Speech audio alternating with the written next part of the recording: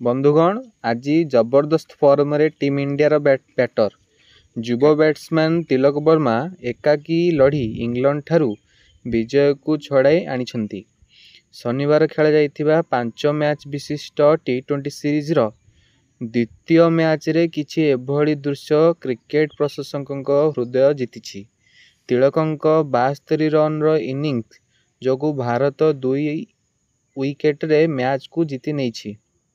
ଚେନ୍ନାଇର ଷ୍ଟାଡିୟମରେ ଖେଳାଯାଉଥିବା ଏହି ମୁକାବିଲାରେ ଭାରତ ଟସ୍ ଜିତି ବୋଲିଂ ଚୟନ କରିଥିଲା। ଦଳ ପକ୍ଷରୁ ସ୍ପିନରମାନେ ଇଂଲଣ୍ଡ ବ୍ୟାଟିଂକୁ ପ୍ରଭାବିତ କରିଥିଲେ, ଫଳରେ ଦଳ 165 ରନ୍ର ଟାର୍ଗେଟ୍ ଦେଇଥିଲା। ଜବାବରେ ଇଂଲଣ୍ଡର ଦ୍ରୁତ ବୋଲିଂ ଟିମ୍ ଇଣ୍ଡିଆକୁ ବ୍ୟାକ୍ଫୁଟକୁ ପଠାଇଥିଲା, ହେଲେ ତିଳକ ବର୍ମା ଶେଷ ଓଭର ପର୍ଯ୍ୟନ୍ତ ଲଢ଼ି ଲକ୍ଷ୍ୟକୁ ହାସଲ କରିନେଇଛନ୍ତି। ଭାରତ ଏହି ବିଜୟ ସହ 2-0ରେ ଆଗୁଆ ହୋଇଛି। ତିଲକ ବର୍ମା ଏବେ ଭଲ ପ୍ରଦର୍ଶନ ଦେଉଥିବାରୁ ଟି20ରେ ଆଗକୁ 3 ମ୍ୟାଚ୍ ବିଶିଷ୍ଟ ଖେଳରେ ସେ କେମିତି ପ୍ରଦର୍ଶନ କରୁଛନ୍ତି ତାଙ୍କ ଉପରେ ବହୁତ ଲକ୍ଷ୍ୟ ରହିବ।